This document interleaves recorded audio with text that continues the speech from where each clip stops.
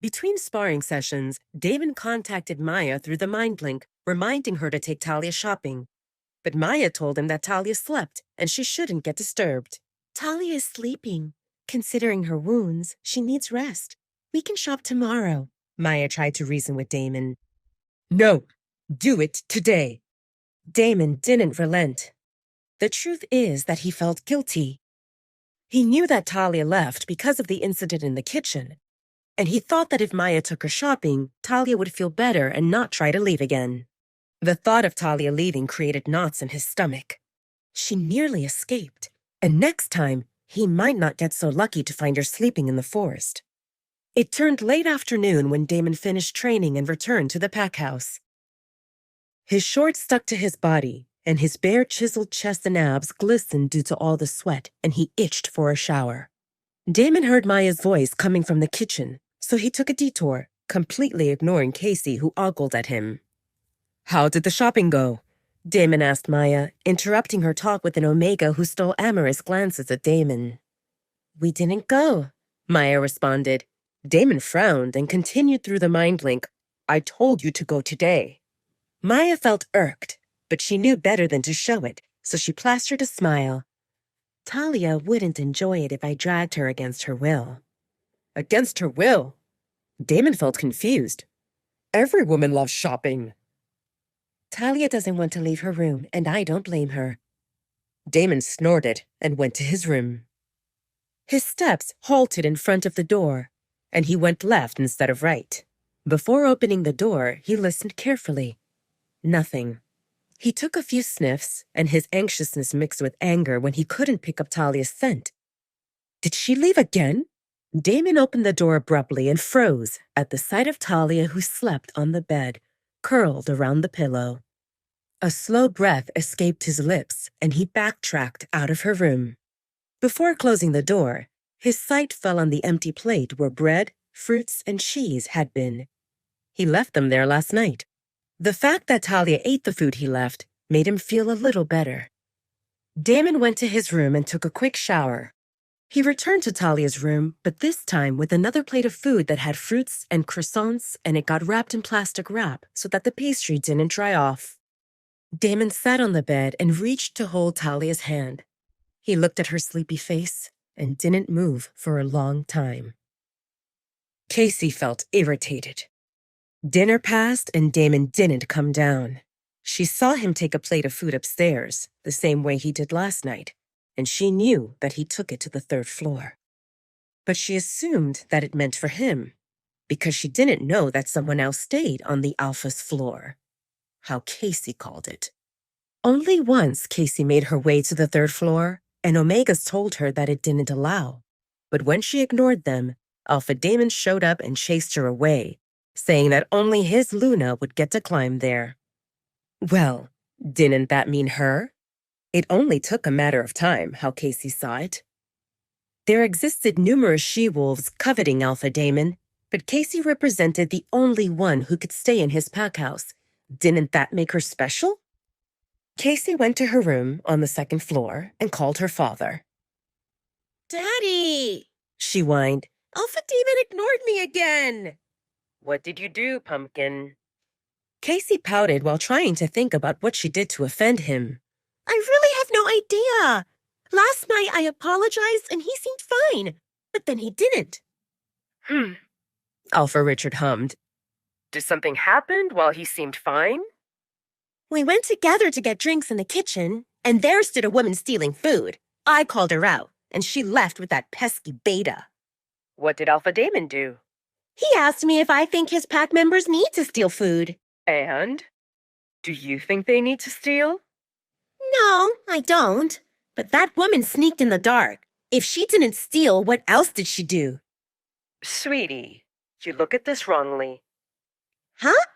Cassie felt confused. You want to become the Luna of the Dark Howler's pack, right? Why do you always ask me that, Daddy? Cassie groaned. I'm reminding you why you stay there, Alpha Richard responded. If you want to become his Luna, you should act like one. I don't get it, Cassie admitted. Alpha Damon prohibited me from calling myself his Luna. This doesn't involve titles, but behavior, Pumpkin. Luna represents the mother of the pack. If her children feel hungry, she will provide for them and not call them out on stealing. You need to show compassion and gentleness.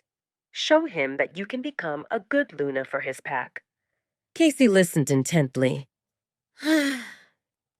She knew what her father meant, but she didn't want to become the Luna in order to pamper others.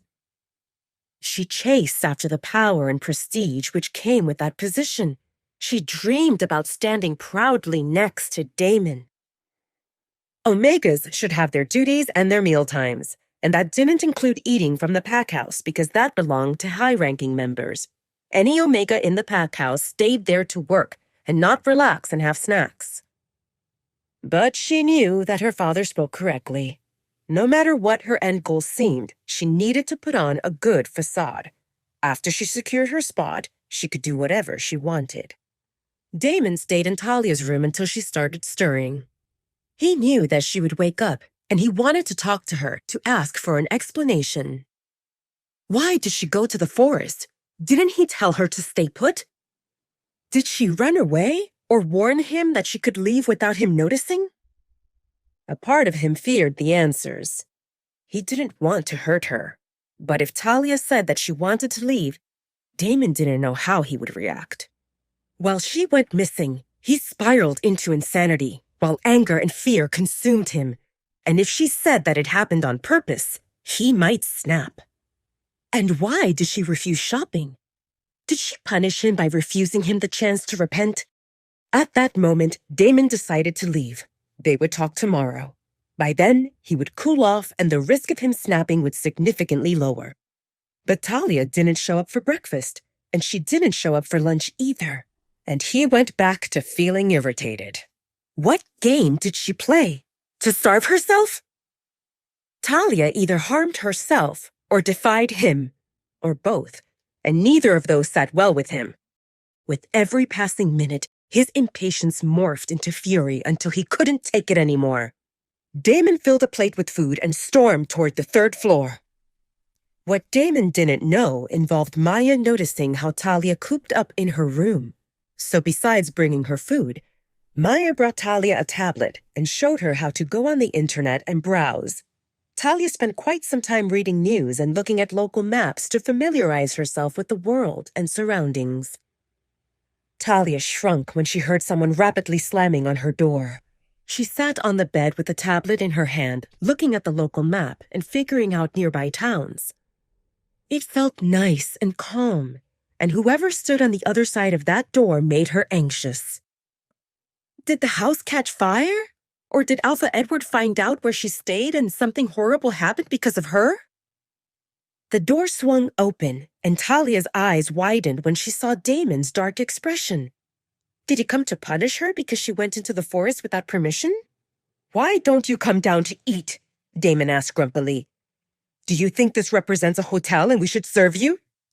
Talia shook her head frantically, unsure why he asked her that. Just the other night, he stood and watched as she got accused of stealing food.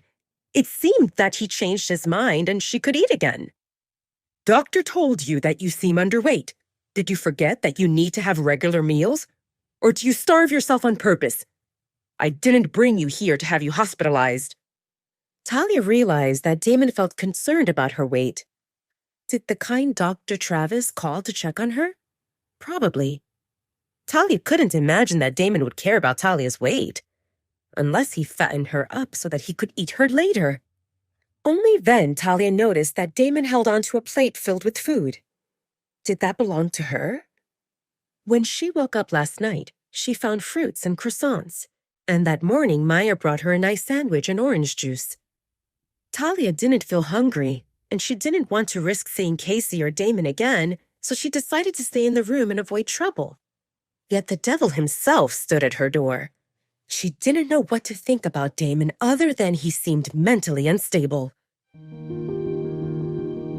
Please subscribe to the Pocket FM YouTube channel and press the bell icon for instant notification. Check out our channel for more such exciting shows.